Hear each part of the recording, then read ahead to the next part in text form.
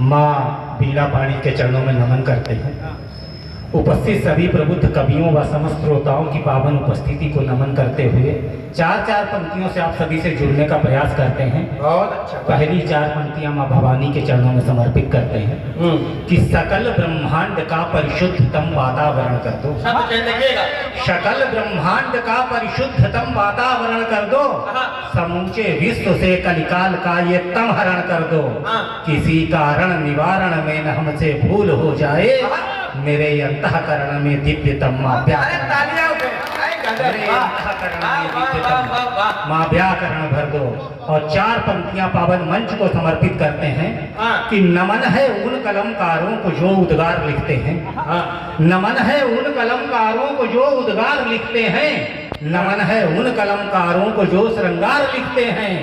नमन है हास्य गीतों और गजलों की कलम को भी।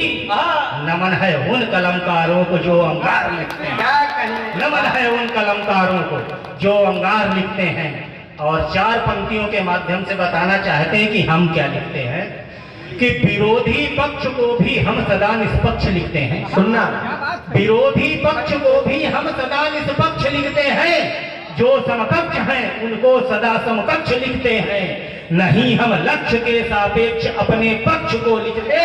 अगर है दक्ष तो फिर दक्ष को हम दक्ष लिखते हैं।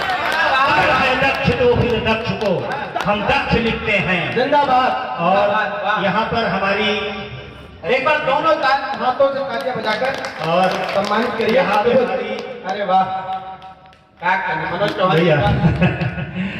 और यहाँ पे हमारी बन्ना विशेष गुप्ता की बहन बैठी हुई है, रूपाली बिटिया बैठी हुई है। तब हमें चार पंक्तियां ध्यान आ रही हैं कि जिस समय झांसी के महाराजा गंगाधर राव का अंतिम समय निकट था तो महारानी लक्ष्मीबाई उनके समीप बैठी हुई थी।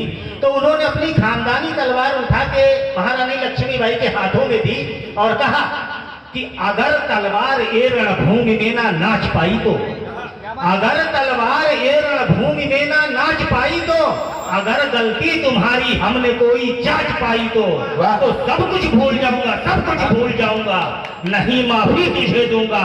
हमारे हिंद की गर अस्मिता पर आँच आई तो, हमारे हिंद की गर अस्मिता पर आँच आई तो महारानी लक्ष्मीबाई जी ने जवाब दिया कि हमारे शीश पर करतार का उपकार जब तक है। अद्भुत है। हमारे शीश पर करतार का उपकार जब तक है, हमारे हाथ में हथियार ये तलवार जब तक है, नहीं उंगली उठा सकता है कोई देश भारत पर।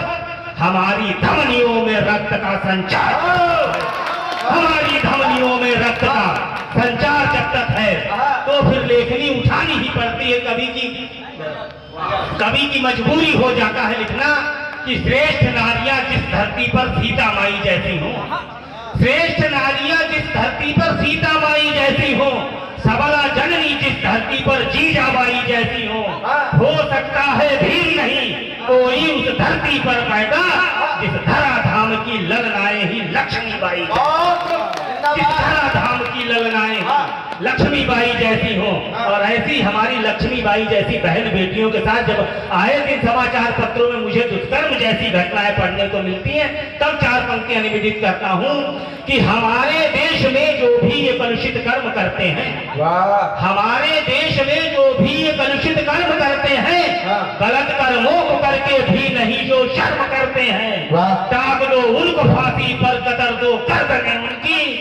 हमारी बेटियों के साथ जो दुष्कर्म करते हैं, टांग दो उनको फांसी पर, कतर दो गर्दनें उनकी। हमारी बेटियों के साथ जो दुष्कर्म करते हैं, और दुष्कर्म ही नहीं करते हैं, 32-32 और 35-35 टुकड़े करके जब बेटियां फेंक दी जाती हैं, तब चार पंक्तियां निवेदित करता हूं कि हो साक्ष्य सामने जब सारे तो फिर क्यों देख लिया जाए, है पतित मानसिकता जिनकी घर में ही घेर लिया जाए। हम सबकी बहन बेटियों के टुकड़े टुकड़े करते हैं जो, ऐसे नापाक पिशाचों को कोल्हू से पेड़ दिया जाए, ऐसे नापाक पिशाचों को कोल्हू से पेड़ दिया जाए।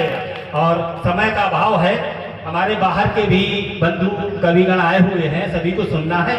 तो अंतिम आज क्योंकि ये कविता का कार्यक्रम हिंदी दिवस के उपलक्ष्य में हो रहा है, तो अपनी मैंने जो प्रतिज्ञा की अपनी चार पंक्तियां लिखी हैं, अंतिम पंक्तियां प्रस्तुत करके मैं अपना स्थान लेता हूं कि पुरखों की मेहनत को हम निष्काम नहीं होने देंगे। वाह भैया जी, पुरखों की मेहनत को हम निष्काम नहीं होने देंगे, सफल शत्रुओं का कोई भी काम नहीं होने देंगे। हाँ। जब तक इस नश्वर शरीर में जीवन का स्पंदन है, हाँ। हिंदी माँ को भारत में गुमनाम नहीं, हिंदी माँ को भारत में